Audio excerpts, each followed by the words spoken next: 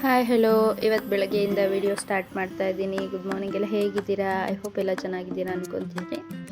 ಒಳಗಡೆ ಬಂದೆ ಮೊಬೈಲ್ ತೊಗೊಂಡು ನನ್ನ ಮಗಂಗೆ ತಿಂಡಿ ಆಲ್ರೆಡಿ ಕೊಟ್ಬಿಟ್ಟಿದ್ದೆ. ಅವನಿಗೆ ರೊಟ್ಟಿ ಮತ್ತು ಸಾಂಬಾರು ಹಾಕ್ಕೊಟ್ಟಿದ್ದೆ. ಅವನಿಗೆ ಟಿ ವಿ ಇದ್ದರೆ ತಿಂಡಿ ಹೋಗುತ್ತೆ, ಇಲ್ಲಾಂದ್ರಿಲ್ಲ. ಆಮೇಲೆ ಮತ್ತೆ ಒಳಗಡೆ ಬಂದು ರೊಟ್ಟಿ ಮಾಡೋಕ್ಕೆ ಶುರು ಮಾಡಿದೆ. ನಾನು ಕೈಯಲ್ಲೇ ರೊಟ್ಟಿ ಮಾಡ್ತೀನಿ. ರೊಟ್ಟಿ ಮಾಡೋದಿದ್ದರೆ ನಾನು ಒಲೆಯಲ್ಲೇ ಮಾಡ್ಕೊಳ್ಳೋದಕ್ಕೆಂದರೆ ರೊಟ್ಟಿ ಚೆನ್ನಾಗಿ ಒಳ್ಳೆ ಟೇಸ್ಟಿಯಾಗಿ ಬರುತ್ತೆ. ಹಾಗಾಗಿ ರೊಟ್ಟಿ ಮಾಡಿ ಎಲ್ಲ ಆದಮೇಲೆ ನಮ್ಮ ಮನೆಯವ್ರು ತಿಂಡಿ ಎಲ್ಲ ತಿನ್ಕೊಂಡು ಡ್ಯೂಟಿಗೆ ಹೊರಟ್ರು. ಇದು ಹೊಸ ಶೂ.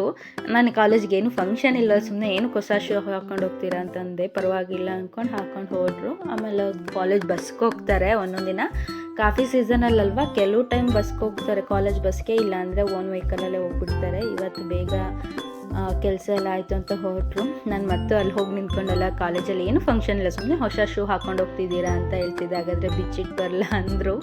ಬೇಡ ಅಂತ ಅಂದೆ.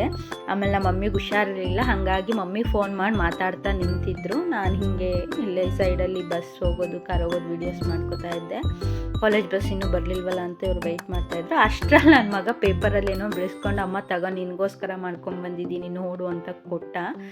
ಏನು ಅಂತ ನೋಡೋದ್ರೊಳಗಡೆ ಅದೇನೋ ಚಿತ್ರ ಎಲ್ಲ ಬಿಡಿಸ್ಕೊಂಬಂದು, ಏನು ಮಗನಿದು ಏನು ಬಿಡಿಸ್ಕೊಂಬಂದು ಕೊಟ್ಟಿದ್ದೀಯಾ ನೀನು ನನಗೆ ಅನ್ನೋದೀಗ. ಅಮ್ಮ ನಾವು ಅವತ್ತು ಗ್ರೂಪ್ ಪ್ರವೇಶಕ್ಕೆ ಹೋಗಿದ್ವಿ ನೋಡು ಒಬ್ಬರು ಆಂಟಿ ಮನೆಗೆ ಅಂತಂದ. ನಾನು ನನ್ನ ಫ್ರೆಂಡ್ ಮನೆಗೆ ಗ್ರೂಪ್ ಪ್ರವೇಶಕ್ಕೆ ಹೋಗಿದ್ವಿ. ಅಲ್ಲಿ ಅವ್ನು ಹೇಳ್ತಾ ಇದ್ದಾನೆ, ಅಮ್ಮ ಅಲ್ಲಿ ಮೇಲ್ಗಡೆ ಎಲ್ಲ ಲೈಟ್ ಇತ್ತಲ್ಲ ಅಮ್ಮ, ಅದನ್ನು ಬಿಡಿಸಿದ್ದೀನಮ್ಮ ಅಂತ.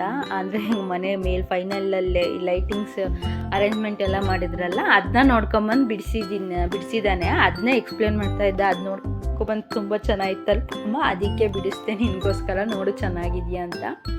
ಅಷ್ಟರಲ್ಲಿ ನಮ್ಮ ಮನೆಯವ್ರ ಕಾಲೇಜ್ ಬಸ್ ಬಂತು.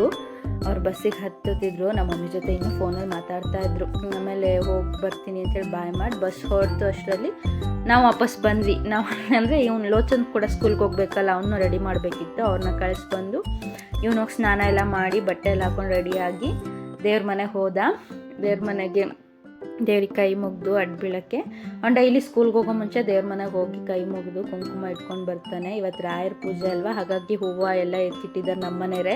ದೇವ್ರ ಪೂಜೆಗೂ ಕೂಡ ದೀಪ ಎಲ್ಲನೂ ಅವರೇ ಇವತ್ತು ರೆಡಿ ಮಾಡಿದ್ದಾರೆ. ಅವ್ರಿಗೆ ಸ್ವಲ್ಪ ಟೈಮ್ ಇತ್ತು ಇವತ್ತು, ಹಾಗಾಗಿ ಎಲ್ಲ ಮಾಡಿ ಅವ್ನು ಕುಂಕುಮ ಇಟ್ಕೊಂಡು, ನನಗೂ ಸತ ಅವನು ಡೈಲಿ ಕುಂಕುಮ ಇಡ್ತಾನೆ ಸ್ಕೂಲ್ಗೆ ಹೋಗೋ ಮುಂಚೆ. ಹಾಗಾಗಿ ನನಗೂ ಕುಂಕುಮ ಇಟ್ಟಾದಮೇಲೆ ದೇವರಿಗೆ ಅಡ್ಬಿದ್ದು ಹೊರಗಡೆ ಬಂದಾದ್ಮೇಲೆ ಶೂ ಹಾಕೊಳಕ್ಕೆ ಕೂತಿದ್ದ. ಅಲ್ಲಿ ದೇವ್ರ ಮನೆಯಿಂದ ಒಂದು ಹೂವು ಎತ್ತಿಟ್ಕೊಂಡ್ಬಂದಿದ್ದ. ನನಗೆ ಗೊತ್ತಿಲ್ಲ. ಅಮ್ಮ ತಗೋ ನಿನಗೋಸ್ಕರ ತಂದಿದ್ದೀನಿ ಅಂತ ಕೊಟ್ಟ. ಏನು ಮಗನ ಅಂದರೆ ಹೂವು ಕೊಟ್ಟ. ಅಷ್ಟರಲ್ಲಿ ಅದೇ ಟೈಮಲ್ಲಿ ಪಕ್ಕದ ಮನೆ ಆಂಟಿ ಮಾತಾಡಿಸ್ತಾ ಇದ್ರು, ಏನು ತಿಂಡಿ ಲೋಚನಿಂದು ಅಂತ. ಅಮ್ಮ ಅವ್ರ ಜೊತೆ ಮಾತಾಡಿಕೊಂಡು ಇನ್ನೂ ಟೈಮ್ ಇದೆ, ಇರು ಮಗನೇ ಹೋಗೋಣಂತೆ ಅಂದರೆ, ನಿಂದ ಇಷ್ಟು ಬೇಗ ಹೊರಡ್ಸಿದ್ಯಾ, ನಾನಿರಲ್ಲ, ಕರ್ಕೊಂಡು ಹೋಗು ಅಮ್ಮ, ಕರ್ಕೊಂಡು ಹೋಗು ಅಂತಿದ್ದ. ಹಾಗಾಗಿ ಹೊರಡ್ವಿ. ಒಂದು ಮ್ಯಾಪ್ಕಿನ್ ಒಳಗಡೆ ತೊಗೊಬಾರೋ ಅಂದರೆ ಆ ಹೊರಗಡೆ ಒಳಗೆ ಹೋಗೋಕ್ಕಾಗಲ್ಲ ಅಂತ ಇಲ್ಲೇ ಒಣಗಾಕಿದ್ದೆ, ಅದನ್ನೇ ಎತ್ಕೊಂಡು ಬಂದ. ನಮ್ಮ ಆಲ್ದೂರು ರೋಡ್ ತುಂಬ ಹಾಳಾಗಿಬಿಟ್ಟಿದೆ. ಧೂಳು ಅಂದರೆ ತುಂಬ ಧೂಳು. ಹಾಗಾಗಿ ಮಾಸ್ಕು ಕನ್ನಡಕ ಇರಲೇಬೇಕು, ಇಲ್ಲ ಅಂದರೆ ತುಂಬ ಕಷ್ಟ ಆಗುತ್ತೆ. ನಾನು ಕೂಡ ಮಾಸ್ಕು ಕನ್ನಡಕ ಹೆಲ್ಮೆಟ್ ಹಾಕ್ಕೊಂಡ್ಲೇಬೇಕು, ಇಲ್ಲಾಂದರೆ ಆ ರೋಡ್ ಅಷ್ಟು ಹಾಳಾಗಿದೆ. ಆಮೇಲೆ ಹೊರಟ್ವಿ. ಆಲ್ರೆಡಿ ಅವನು ಗೇಟ್ ಹತ್ರ ಹೋಗಿ ನಿಂತಿದ್ದಾನೆ. ಅಮ್ಮ ಟೈಮ್ ಆಯಿತು, ಬಾ ಬಾ ಬಾ ಅಂತ. ನಾನು ಗಾಡಿ ತೊಗೊಂಡು ಹೊರಟೆ. ಸ್ಕೂಲ್ ಹತ್ರ ಹೋಗಿ ಅವನ್ನ ಮೇಲ್ಗಡೆ ಕೆಳಗಡೆ ಬಿಟ್ಟು ಅಲ್ಲಿಂದ ಅಲ್ಲಿ ನಾವು ಹೋಗಂಗಿಲ್ಲ, ಆ ಮಕ್ಕಳೇ ಹೋಗ್ಬೇಕು, ಅಲ್ಲಿ ಕಳಿಸಿ ಬಾಯ್ ಮಾಡಿ ಅವನಿಗೆ ಮತ್ತೆ ರಿಟರ್ನ್ ಮನೆಗೆ ಬಂದೆ. ಮನೆ ಒಳಗಡೆ ಬಂದಾದಮೇಲೆ ಕೆಲಸ ಇತ್ತು, ಎಲ್ಲ ಕೆಲಸನೂ ಮಾಡಿಕೊಂಡು ಸ್ನಾನ ಮಾಡ್ಕೊಂಡು ಪೂಜೆ ಮಾಡೋಣ. ಇವತ್ತು ರಾಯರ ಪೂಜೆ ಅಲ್ವಾ, ಸಾಯಿಬಾಬಾ, ರಾಘವೇಂದ್ರ ಸ್ವಾಮಿ ಹಾಗೂ ಭೂದೇವಿ ಲಕ್ಷ್ಮೀ ವರನಾಥ ಸ್ವಾಮಿಯ ವಾರವನ್ನು ಸತ ಮಾಡ್ತೀನಿ. ಎಲ್ಲರೂ ಪೂಜೆ ಮಾಡೋಕ್ಕೆ ನಮ್ಮ ಮನೆಯವ್ರು ಬೆಳಗ್ಗೆನೇ ಆಲ್ರೆಡಿ ಹೂವೆಲ್ಲ ಎತ್ಕೊಬಂದಿದ್ರಲ್ಲ, ಅದನ್ನೆಲ್ಲ ಒಂದು ತಟ್ಟೆಗೆ ಹಾಕೋತಾ ಇದ್ದೆ. ಎಲ್ಲ ಜೋಡಿಸಿ ಇಟ್ಕೊಂಡೆ. ಪೂಜೆಗೆಲ್ಲ ರೆಡಿ ಮಾಡ್ಕೋಬೇಕಲ್ಲ, ಎಲ್ಲ ಒಂದು ತಟ್ಟೆಲಿದ್ದರೆ ಆರಾಮಾಗಿ ಎಲ್ಲ ದೇವರಿಗೆಲ್ಲ ಮಡಿಸ್ಕೊಂಡು ಮಾಡಬಹುದು ಅಂತ. ಹಾಗಾಗಿ ಆ ಬುಟ್ಟಿಲಿ ಇದ್ದಿದ್ದಷ್ಟು ಹೂವುಗಳನ್ನ ತೆಗೆದು ಒಂದು ತಟ್ಟೆಗೆ ಇಟ್ಕೋತಾ ಇದ್ದೆ ನಾನು, ಎಲ್ಲ ಹೂವುಗಳನ್ನು. ಇವೆಲ್ಲ ಹೂವು ನಮ್ಮ ಮನೇಲೇ ಬೆಳೆದಿರೋದು. ಅಂದರೆ ನನಗಷ್ಟು ಇಂಟ್ರೆಸ್ಟ್ ಇಲ್ಲ, ನಮ್ಮ ಯಜಮಾನ್ರಿಗೆ ಹೂವಿನ ಗಿಡ, ಹೂವು ಅಂದರೆ ತುಂಬ ಪ್ರೀತಿ. ಅವರು ಎಲ್ಲ ಥರದ ಗಿಡನೂ ಹಾಕಿ ಹೂವು ಬೆಳೆದಿದ್ದಾರೆ. ಆಮೇಲೆ ತುಳಸಿ ನೀರಿಂದ ಫಸ್ಟ್ ಎಲ್ಲ ಹಾಕ್ಕೊಂಡು ಆಮೇಲೆ ಫಸ್ಟು ದೀಪ ಹಚ್ಕೊಂಡೆ. ನಾನು ದೀಪ ಹಚ್ಚಾದ್ಮೇಲೆ ಪೂಜೆ ಪ್ರಾರಂಭ ಮಾಡೋದು, ಹಾಗಾಗಿ ದೀಪ ಹಚ್ಕೊಂಡೆ. ಸರಿಯಾಗಿ ಹತ್ಕೋತಾ ಇರಲಿಲ್ಲ, ಮತ್ತು ಕೈ ಹಿಡಿದು ಹಚ್ಚಿದ್ದಾಯಿತು ದೀಪ ಹಚ್ಚಾದ್ಮೇಲೆ ಹೂವು ಎಲ್ಲ ಮಾಡಿಸ್ಕೊಂಡು ಗಣಪತಿ ಪೂಜೆ ಫಸ್ಟ್ ಮಾಡಬೇಕಲ್ಲ, ಏನೇ ಇದ್ದರೂ ಫಸ್ಟು ಗಣಪತಿ ಪೂಜೆ ಮಾಡೋದ್ರಿಂದ ಆ ಗಣಪತಿಗೆ ಗರ್ಕೆ ನೇ ಶ್ರೇಷ್ಠ ಅಲ್ವಾ. ಪ್ರಥಮ ಪೂಜ್ಯಾಧಿಪತಿ ಶ್ರೀ ಮಹಾಗಣಪತಿಯೇ ನಮಃ ಅನ್ನುವ ಹಾಗೆ ಏನೇ ವಿಘ್ನಗಳಿದ್ದರೂ ಎಲ್ಲ ನಿವಾರಣೆ ಮಾಡೋದು ಅವರೇ ಆಗಿರೋದ್ರಿಂದ ಫಸ್ಟ್ ಅವ್ರಿಗೆ ಪೂಜೆ, ಅವರಿಗೆ ಸಂಕಲ್ಪ, ಅವರಿಗೆ ಮಂಗಳಾರತಿ ಹಾಗೂ ಉದ್ಗಡ್ಡಿ ಹಚ್ಚಿ ಫಸ್ಟ್ ಅವ್ರ ಪೂಜೆ ಮಾಡ್ಕೋತೀನಿ. ಹಾಗಾಗಿರೋ ಹೂವಲ್ಲೆಲ್ಲ ಅಲಂಕಾರ ಮಾಡಿಕೊಂಡು ರಾಘವೇಂದ್ರ ಸ್ವಾಮಿಗೂ ಮಾಡ್ಕೋಬೇಕಿತ್ತು. ಹಾಗಾಗಿ ಗರ್ಕೆ ಎಲ್ಲ ಇಟ್ಟು ಫಸ್ಟು ಗಣಪತಿ ಪೂಜೆ ಮಾಡ್ಕೊಳ್ಳೋಕ್ಕೆ ನಾನೆಲ್ಲ ರೆಡಿ ಮಾಡಿಕೊಂಡೆ. ಆನಂತರ ಇನ್ನೂ ಹೂವು ಬಿಟ್ಟಿತ್ತು, ಮಲ್ಲಿಗೆ ಹೂವು, ಇದು ನಿತ್ಯ ಮಲ್ಲಿಗೆ ಅಂತೇನೋ ಹೇಳ್ತಾರೆ. ರಾಯರಿಗೆ ಮತ್ತು ಸಾಯಿಬಾಬಂಗೆ ಕಟ್ಟು ಹಾಕೋಣ, ಇಷ್ಟು ಹೂವು ಇದೆಯಲ್ಲ ಅಂತ ಹೇಳ್ಬಿಟ್ಟು ಕಟ್ಟೋಕ್ಕೆ ಶುರು ಮಾಡಿದೆ.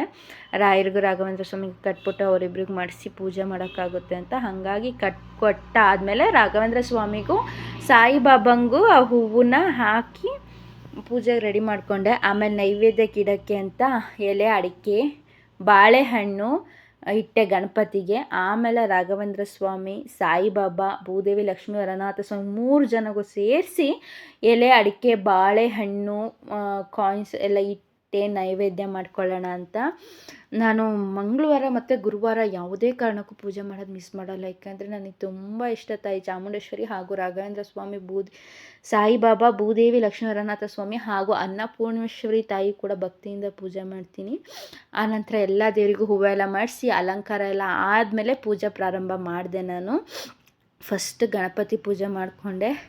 ಗಣಪತಿ ಪೂಜೆ ಆದಮೇಲೆ ಮನೆ ದೇವ್ರಿಗೆ ಸಂಕಲ್ಪ ಮಾಡಿ ಮನೆ ದೇವ್ರಿಗೆ ಪೂಜೆ ಮಾಡಿಕೊಂಡೆ. ಮನೆ ದೇವ್ರಿಗೆ ಪೂಜೆ ಎಲ್ಲ ಆದ ನಂತರ ಸಾಯಿಬಾಬಾ, ರಾಘವೇಂದ್ರ ಸ್ವಾಮಿ, ಭೂದೇವಿ, ಲಕ್ಷ್ಮೀ, ವರನಾಥ ಸ್ವಾಮಿಗೆ ಸಂಕಲ್ಪ ಮಾಡಿ ಆಮೇಲೆ ಪೂಜೆ ಮಾಡಿ ನೈವೇದ್ಯ ಮಾಡಿ ಸಾಯಿಬಾಬಂದು ಅಷ್ಟೋತ್ರ ಹೇಳ್ಕೊಂಡೆ. ಆನಂತರ ರಾಘವೇಂದ್ರ ಸ್ವಾಮೀಜಿ ಅವ್ರ ಚರಿತ್ರೆ ಬುಕ್ ಓದ್ತಾ ಇದ್ದೀನಿ.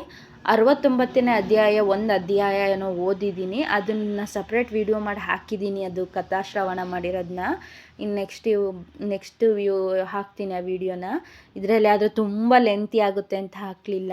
ಇನ್ಮೇಲೆ ಡೈಲಿ ನಾನು ವೀಕ್ಲಿ ಗುರುವಾರ ರಾಘವೇಂದ್ರ ಸ್ವಾಮಿದು 1 ಅಧ್ಯಾಯನ ಓದ್ಬಿಟ್ಟು ವೀಡಿಯೋಸ್ ಮಾಡಿ ಹಾಕ್ತೀನಿ. ಏಕೆಂದರೆ ಇಷ್ಟ ಇದ್ದವ್ರು ಕೇಳಬಹುದು, ಇಲ್ಲ ಅಂದರೆ ಕೆಲವ್ರಿಗೆ ಓದೋಕ್ಕೆ ಟೈಮ್ ಇರಲ್ಲ, ಅಂಥವ್ರು ಬೇಕಾದರೆ ಮೊಬೈಲಲ್ಲಿ ಹಾಕಿ ಕೇಳ್ಕೊಬೋದಲ್ವ. ಹಾಗಾಗಿ ನಾನು ಡೈಲಿ ರಾಘವೇಂದ್ರ ಸ್ವಾಮಿ ಕತೆ ಓದೋದನ್ನ 1 ವೀಡಿಯೋಸ್ ಮಾಡಿ ಹಾಕ್ತೀನಿ, ಇಷ್ಟ ಇದ್ದವರು ಕೇಳಿ. ಕತೆ ಎಲ್ಲ ಓದಿದೆ. 69 ಅಧ್ಯಾಯ ಅಷ್ಟೇ ನಾನು ಓದಿದ್ದು, ಎಲ್ಲ ಒಂದೇ ದಿನ ಓದೋಕ್ಕಾಗಲ್ಲ. ಹಾಗಾಗಿ ನಾನು ಗುರುವಾರ 1 ಅಧ್ಯಾಯ ಓದ್ತೀನಿ. ಬೆಳಗ್ಗೆ 1 ಅಧ್ಯಾಯ ಓದಿ ಸಂಜೆನೇ ಏನಾದರೂ ಲೋಚನ ಓದ್ಸೋಕ್ಕೆ ಟೈಮ್ ಇಲ್ಲ, ಓದಿಸೋದಿಲ್ಲ, ಅವ್ನು ಆರಾಮಾಗಿ ಆಟ ಆಡ್ತಾ ಇದ್ದರೆ ನಾನು ಬೇಗ ಪೂಜೆಗೆ ಕೂತ್ರೆ ಸಂಜೆನೂ 1 ಅಧ್ಯಾಯ ಓದ್ತೀನಿ ರಾಘವೇಂದ್ರ ಸ್ವಾಮಿದು. ಆಮೇಲೆ ಅವ್ರದ್ದು ಕತೆ ಶ್ರವಣ ಎಲ್ಲ ಮುಗ್ದಾದಮೇಲೆ ಮಹಾಮಂಗಳಾರತಿ ಮಾಡಿದೆ. ಸಾಯಿಬಾಬಾ, ರಾಘವೇಂದ್ರ ಸ್ವಾಮಿ, ಭೂದೇವಿ, ಲಕ್ಷ್ಮೀ, ವರನಾಥ ಸ್ವಾಮಿಗೂ ಕೂಡ ಮಹಾಮಂಗಳಾರತಿ ಮಾಡಿ ಮಂಗಳಾರತಿ ಎಲ್ಲ ಮುಗ್ದಾದಮೇಲೆ ತುಳಸಿ ಕಟ್ಟೆಗೆ ಹೋಗಿ ಪೂಜೆ ಮಾಡಿ ಅಲ್ಲಿದ್ದು ಪೂಜೆ ಎಲ್ಲ ಮುಗಿಸ್ಕೊಂಡು ಒಳಗಡೆ ಬಂದು ಎಲ್ಲ ಪೂಜೆ ಮುಗಿಸಿ ಕೈ ಮುಗಿದು ದೇವರಿಗೆ ಅಡ್ಡ ಬಿದ್ದೆ. ಅದು ಬಿದ್ದು ಇವತ್ತಿನ ಈ ಲಾಗ್ನ ಮುಗಿಸ್ತಾ ಇದ್ದೀನಿ. ನಾನು ವೀಡಿಯೋಸ್ ಇಷ್ಟ ಆಗ್ತಿದ್ರೆ ದಯವಿಟ್ಟು ಕಮೆಂಟ್ ಮಾಡಿ ತಿಳಿಸಿ. ಮುಂದೆ ಯಾವ ಥರ ವೀಡಿಯೋಸ್ ಮಾಡಬೇಕು ಅನ್ನೋದನ್ನು ಹೇಳಿ. ಹೀಗೆ ನನ್ನ ಚಾನಲ್ನ ಸಪೋರ್ಟ್ ಮಾಡ್ತಾಯಿರಿ.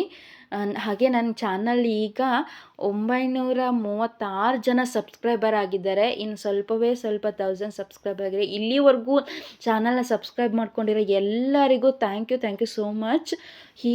ಇದೇ ರೀತಿ ನನ್ನ ಚಾನಲ್ನ ಸಬ್ಸ್ಕ್ರೈಬ್ ಮಾಡಿಕೊಂಡು ಸಪೋರ್ಟ್ ಮಾಡಿ ಅಂತ ಕೇಳ್ಕೊತೀನಿ.